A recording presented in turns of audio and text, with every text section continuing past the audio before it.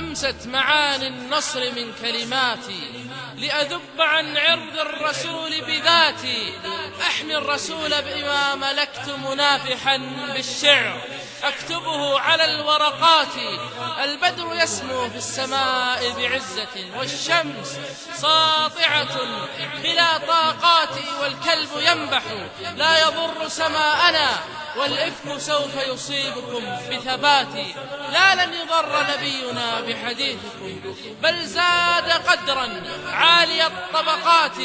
يفدي النبي محمدا كل الورى هو مرسل الرحمن بالآيات. أمست معاني النصر من كلماتي لأذب عن عرض الرسول بذاتي، أحمي الرسول بما ملكت منافحا بالشعر أكتبه على الورقات. البدر يسمو في السماء بعزة والشمس ساطعة بلا طاقات، والكلب ينبح لا يضر سماءنا والإفك سوف يصيبكم بثبات.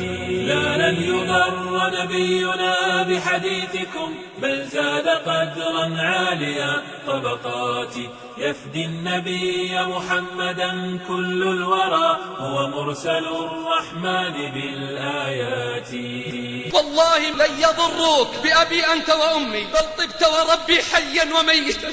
والله ما ضروا إلا أنفسهم فلقد آذنهم الله بالحرب. والله ما ضروا إلا أنفسهم ولكنه امتحان وابتلاء لنا من الله ليختبر محبتنا لك وصدقنا في اتباعك وشجاعتنا في الدفاع عنك. نحري بنحرك يا محمد إنني متلهف للقائكم بمماتي. عرضي بعرضك يا نبي مليكنا حان الوقوف لعرضكم بثباتي. لماذا يهاجمون سيد البشرية ورحمة الله للعالمين والسراج المنير والبشير النذير صلوات الله وسلامه عليه، الذي هو سيد ولد آدم وحامل لواء الحمد يوم القيامة، أول شافع ومشفع يوم القيامة، أول من تنشق عنه الأرض يوم القيامة، أول من يجوز الصراط يوم القيامة، أول من يفتح له وبه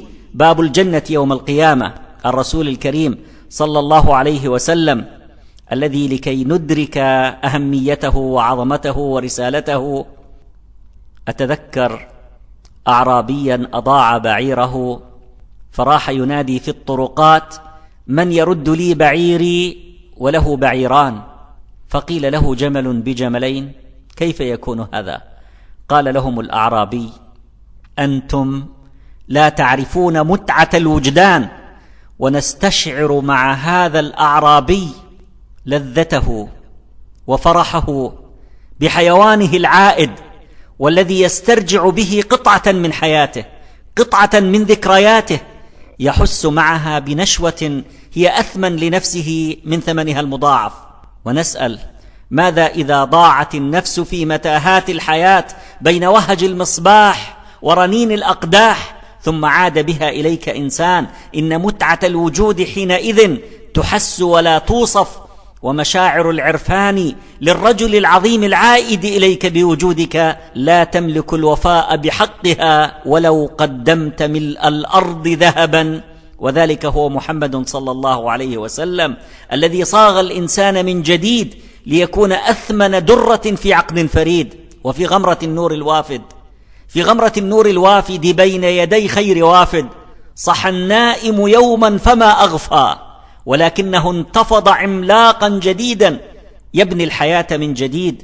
وتحولت الخطوات الراعشة الواجفة الخائفة على حصباء مكة حركة تغمر الوجود كله بالنور والبركة. والعربي النافر من الحق كالغزال الشارد تحكمه من دين الله ضوابط، فإذا هو فارس يمتطي صهوة جواده، يمزق البساط الناعم ويمزق معه قيما زائفة ويقولها بكلمات خالدة: الله ابتعثنا لنخرج من شاء من عبادة العباد إلى عبادة رب العباد، ومن جور الأديان إلى عدل الإسلام، ومن ضيق الدنيا إلى سعة الدنيا والآخرة. هذه الكلمات بمثابة القنابل قبل أن تصنع القنابل، فجرها ربعي العربي الأعرابي، الفقير في جيبه الغني في قلبه وروحه ووجدانه وإيمانه، فجرها في وجه رستم صاحب تاج الذهب وكرسي الذهب وسرير الذهب، ليقول له ولله العزة ولرسوله وللمؤمنين، ليقول له أنت في ضيق بالرغم من أثاثك ومتاعك وملكك ورياستك وأشيائك، وأنا في سعة لأنني أعرف الواحد الأحد، لأنني أؤمن بالله العظيم، لأنني مسلم لله رب العالمين. الحمد لله على نعمة الإسلام، وكفى بالإسلام نعمة.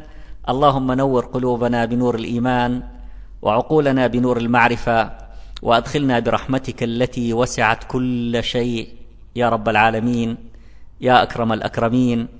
اهدي الإنس والجان أجمعين واجعلنا سببا في ذلك يا أكرم الأكرمين.